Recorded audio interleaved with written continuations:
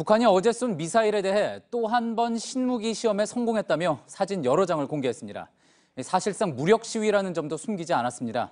그중엔 김정은 위원장이 두 주먹을 불끈 쥔 사진도 있는데 북한 매체는 우리를 상대로 불장난 엄두를 못 내게 하겠다는 김 위원장 발언도 소개했습니다.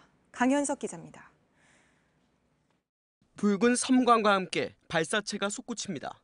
다른 각도에서 본 모습에서도 섬광과 연기가 선명합니다.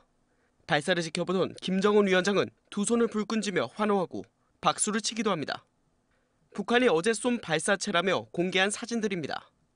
사진을 보도한 조선중앙통신은 이번 발사가 새 무기를 시험 사격한 것이라며 첨단 무기 개발 과정에서 전례를 찾아볼 수 없는 기적적 승리라고 주장했습니다. 그러면서 이번 발사가 사실상 무력 시위라는 사실도 강조했습니다. 그 어떤 세력이든 우리를 상대로 불장난을 해볼 엄두도 못 내게 만드는 것이 확고부동한 의지라는 김 위원장의 발언을 전한 겁니다. 매체는 또 지난 3년간 투쟁으로 핵전쟁 억제력을 틀어주던 기세로 나라의 방위력을 다져 나가자는 김 위원장의 지도 내용도 소개했습니다. JTBC 강혜석입니다. 북한이 또 새 무기라고 자랑한 이번 발사체가 뭔지 관심입니다. 북한은 이 발사체가 동해상의 작은 바위섬을 정확하게 타격하는 사진도 함께 공개했습니다. 우리 군은 미군의 에이테킴스라는 전술 지대지 미사일과 비슷한 체계의 무기인 걸로 보고 있습니다. 이어서 김태영 기자입니다. 이번 발사체는 지난 10일에 북한이 쐈던 것과 같은 겁니다. 그래서 우리 군은 미국의 전술 지대지 미사일 에이테킴스와 비슷한 무기를 연속 시험한 걸로 보고 있습니다. 하지만 북한은 이번에도 덮어놓고 새 무기라면서 의미를 부여했습니다. 완벽한 결과를 보여줬고 이 무기 체계에 대한 보다 큰 확신을 굳힐 수 있었다는 겁니다. 북한은 그 증거라면서 발사체가 동해상의 바위섬을 타격하는 사진도 함께 공개했습니다.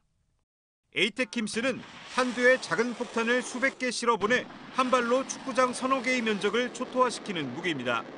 합참은 특히 이번 발사체가 고도 30km로 230km를 날아갔다고 평가했습니다. 맞다면 지난 10일 발사체보다 고도를 낮춰서 쐈다는 겁니다.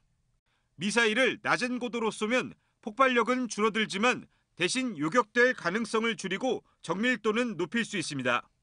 북한은 올해 들어 이번 신형 전술 지대지 미사일에 앞서 신형 단거리 탄도미사일인 북한판 이스칸데르와 신형 방사포도 잇따라 쏜 뒤 모두 성공했다고 발표한 바 있습니다. JTBC 김태영입니다. 이런 가운데 대북 실무 협상을 총괄하는 스티븐 비건 미 국무부 대북 특별대표가 사흘 뒤에 한국에 옵니다. 북한이 문제 삼아온 한미 연합 연습이 곧 끝나는 시점이라 북미 실무 협상이 열릴 수 있을지도 주목됩니다. 워싱턴에서 임종주 특파원입니다. 미 국무부 스티븐 비건 대북 특별대표가 한일 연쇄 방문길에 오릅니다. 북한 비핵화를 위한 조율을 강화하기 위해서라는 게 미 국무부의 설명입니다. 우리나라에는 오는 20일 도착합니다. 이날은 한미 연합연습이 끝나는 날입니다. 김정은 위원장이 트럼프 대통령에게 보낸 친서에서 희망했다는 협상 재개 시점입니다.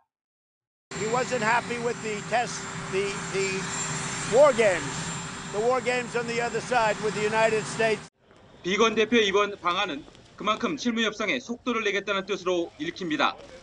따라서 판문점 등에서 접촉이 이루어지거나 실무 협상이 깜짝 재개될 가능성도 거론됩니다. 폼페이오 미 국무장관이 지난 7일 협상을 계획하고 있다며 밝힌 시점도 바로 이때와 맞물립니다. 다만 미국 내에서 여전히 빅딜이 언급되고 있어 난항을 예상하는 시각도 있습니다. 볼턴 백악관 국가안보 보좌관은 사흘 전 인터뷰에서 북한 비핵화에 의구심을 표시하며 빅딜 고수 입장을 밝혔습니다. 이 밖에 비건 대표의 이번 연쇄 방문에선 한일 갈등 국면에서의 한미일 공조체제에 대한 논의도 이루어질 것으로 보입니다. 워싱턴에서 JTBC 임종주입니다.